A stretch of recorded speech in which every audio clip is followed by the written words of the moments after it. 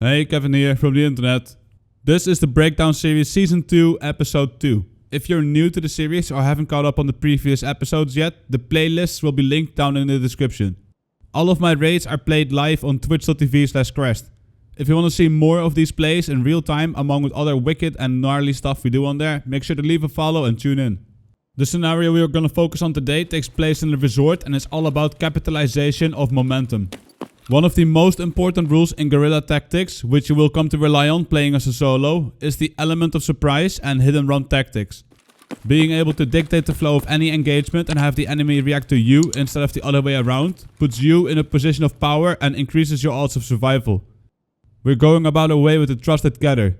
This little beauty is great for lag meta, but will also be deadly with a well-landed hit in the face against anyone not wearing a face shield. As you enter a new area, it's always smart to just take a knee and listen for a moment to see if you can hear anyone. As we come up in the resort, I do just that while talking to chat. Then we hear footsteps.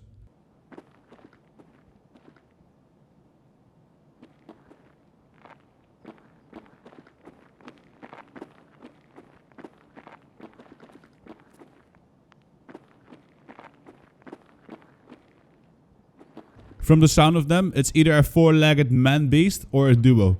We listen out to see which way they'll go. I don't think they've heard us.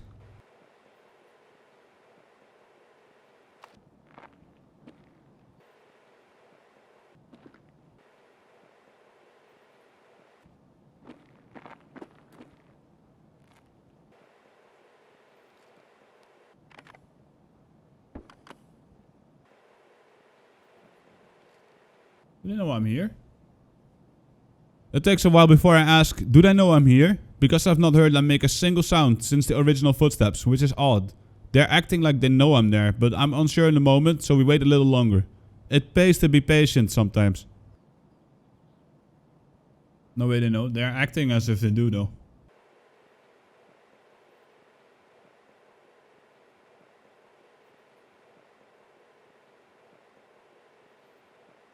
They might be doing random things and not even realize I'm here, so I'm trying to slow crouch and move whenever I hear them move, to mask my own sound.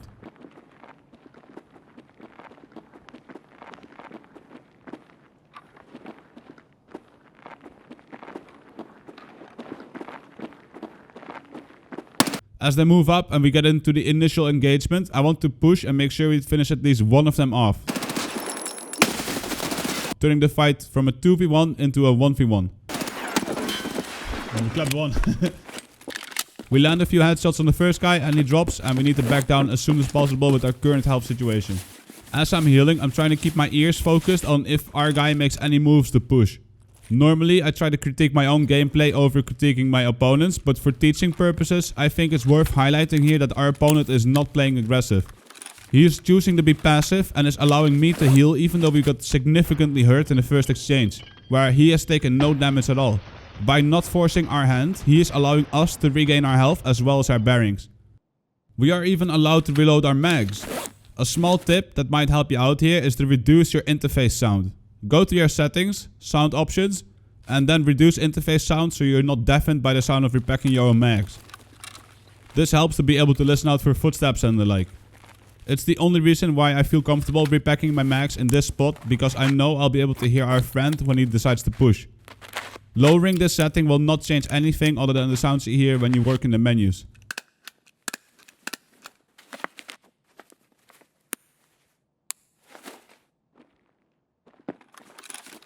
His push is too slow and he should have pushed way before, not wait until we are completely done healing back up and repacking our mags. Either way, we can hear him come up. You always want to try to be the first to peek the corner. It's called peeker's advantage. This is a phenomenon in every single shooter game with the way that the servers work. But it's quite pronounced in Tarkov, because the servers aren't the best. All that you really need to worry about is that you can give yourself a slight advantage by being the guy who peeks the corner first. You'll be able to see your enemy for a fraction earlier than they can see you. I thought he was already going to be visible from this angle, but he's still behind a wall. Now I'm holding an angle and opening myself up to being taken advantage of. Literally, with peeker's advantage. I'm hoping right now he won't be able to spot us right away through the plant and we'll be able to take him out. We missed a headshot and now we are in a really bad spot where we are doing a straight up 1v1 versus a guy who I know is running a Vector. I know this because of the sound his gun made earlier.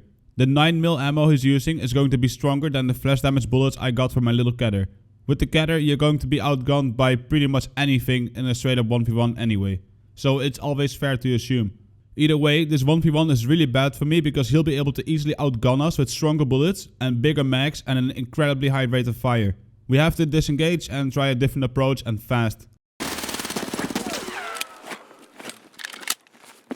I am not sure how much damage he took from this exchange, but seeing as most of our bullets I think hit him in the chest area where he's got armor, I was really surprised to not see him push right here. This is now the second time where I felt he could have easily finished the fight, and he definitely had the advantage after the second exchange. Maybe more so than the first. Because I am now way closer to death after picking a bad engagement than I was in the first exchange with his body.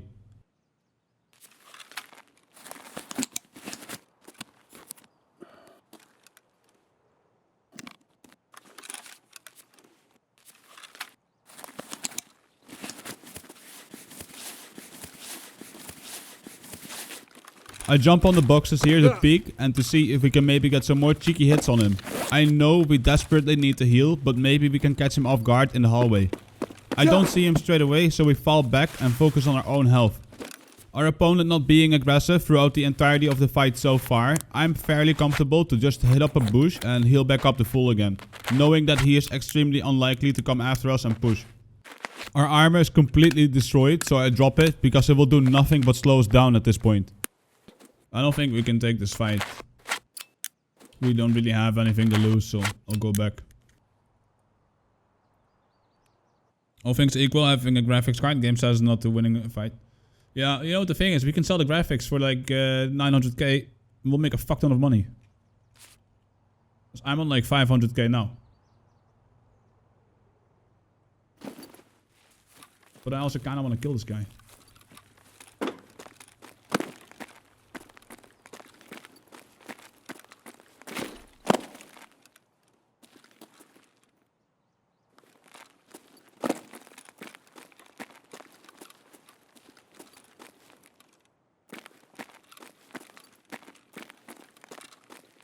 So we are currently without any armor. If we're gonna take this guy down, then we'll have to be really sneaky with the Gather. We lost and almost died the first straight up 1v1, and now, being naked, we will absolutely 100% guaranteed die if we take him head on. As I'm creeping up along the wall, I can hear him inside, probably looking for us.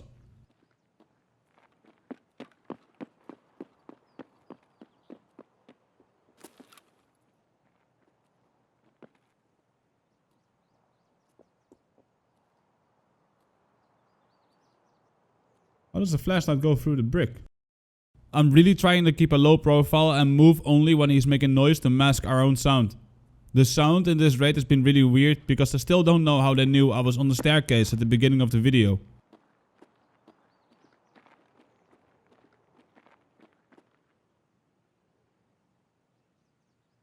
Yeah, he's still looking for me there. Sometimes you just gotta trust your gut and do what you need to do. In this moment, this means I have to slow down.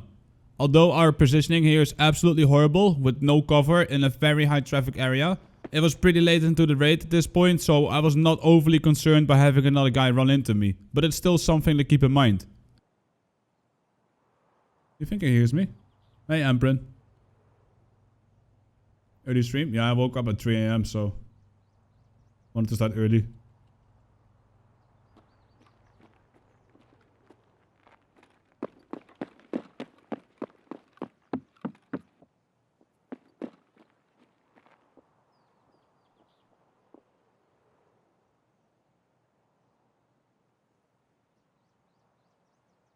Well, what I'm doing is kind of stupid, but looking back at it now, I definitely should have moved through this area a little faster and get my ass inside, where I'm a little safer inside the walls of the resort. Is there 2 left?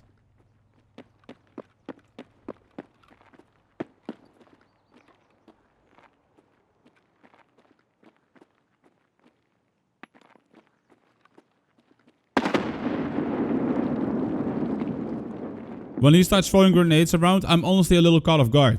He clearly saw us run outside after we had the head-on fight, so there's no way for me to be inside. Unless I snuck past him when he was running around. But I don't know if this guy thinks I'm actually playing Metal Gear Solid and my middle name is Snake. Sneaking doesn't usually work all that well for me in this game. So him throwing grenades, I think in the moment was not to try and bait me inside.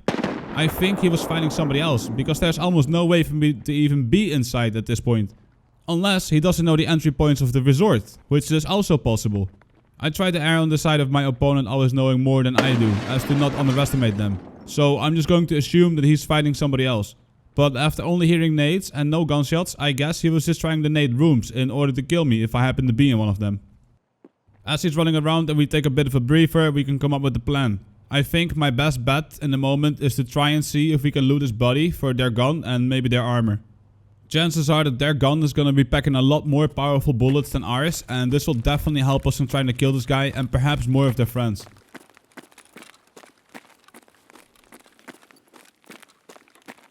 Wait, where did this mate die? Oh yeah.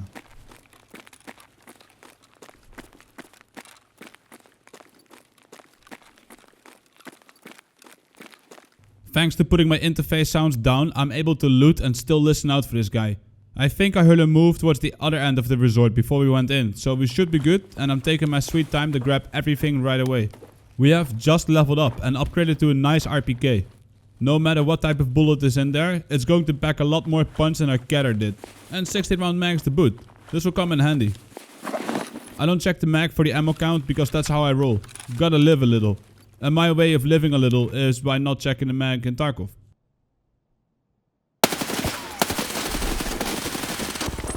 He just blasted through pretty much his entire mag, so what we do now is what he should have done on 2 separate occasions. Push. When the door doesn't say pull, push. When there's a baby about to come out, push. When your mother-in-law is standing on the edge of a ravine, push. When in doubt, push.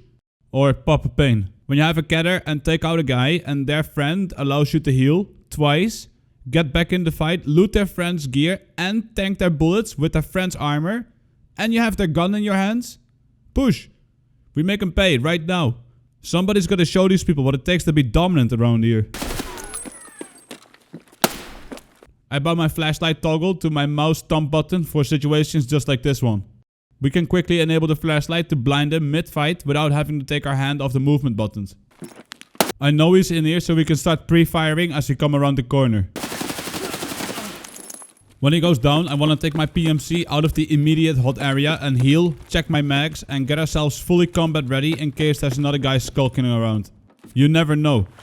Golden rules of Tarkov though. 1. Never immediately dive on the loot. 2. There's always one more. And 3, you will always get head-iced by a toss scav. Does he have a mate though? Yeah, back to hiding we go. Man, I need a drink.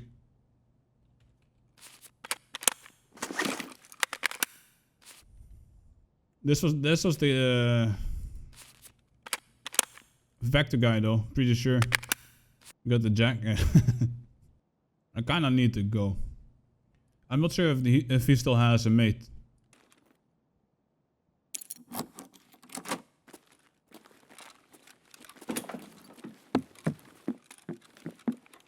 Here's a drink.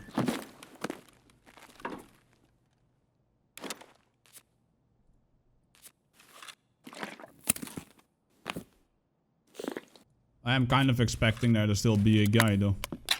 He's gonna, you know. Nades would have been him. Maybe he was nading all the rooms. I don't know. Maybe he still has a friend. I don't know. Let's find out. Hey, Vinny Winchester, thank you for the 5 months, dude. Hello, Wo, thank you for the follow. Omni Knight, thank you for the tier 1, dude. Welcome to the crew, mate. Thank you so much, guys.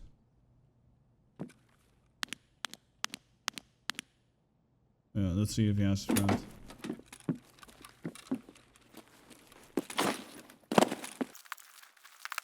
So instead of diving on the loot straight away, I go around the resort one more time to sweep for any potential dudes lurking in the shadows.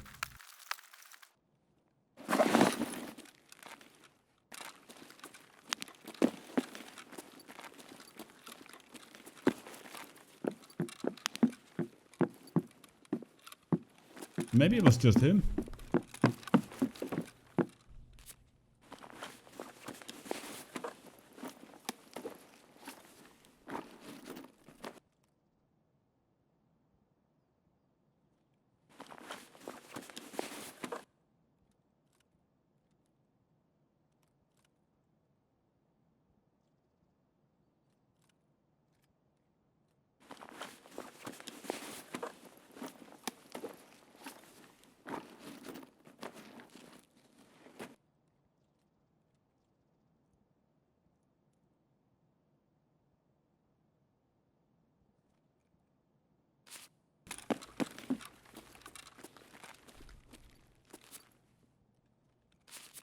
Not this.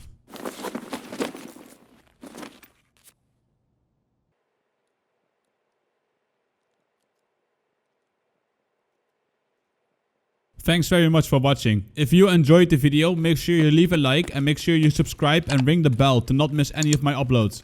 According to YouTube, over 67% of you who watch my videos are not subscribed. I kindly ask you to do so if you've watched all the way until this point. It's free and it's a massive help for my channel and enables me to keep doing what I do. Thanks to all of you who have already clicked on this button and rang the bell. Ringing the bell sounds silly, and it actually is in my opinion, but it's necessary because if you don't, then YouTube will not show you the videos of channels even if you are subscribed. You need to ring the bell if you want to consistently see my uploads that go live every week. Also, if you really enjoy what I do and want to further support me for free, then head on over to the Twitch channel and follow me there, as well as my social media links. All the links can be found down in the description below. Following me on Twitter and Facebook and sharing things I post there is the best way to help me to grow my channel and just to support me in general. Thanks for everything. If you enjoyed the breakdown series, then definitely also check out the playlist linked in the description for Season 1 and the first episode of Season 2. On a closing note, I've also launched a Patreon. This will be to help me create a more stable income and supplement earnings from YouTube. Because even if YouTube's algorithms favor me, it's not enough to pay my bills. Either way, it's completely optional and sharing my stuff to help me grow my channel is still the best way to support what I do. But if you are able to and want to, feel free to check out my page on patreon.com/crashed. Link will be down below as well. Thanks for everything. Love you all. Bye.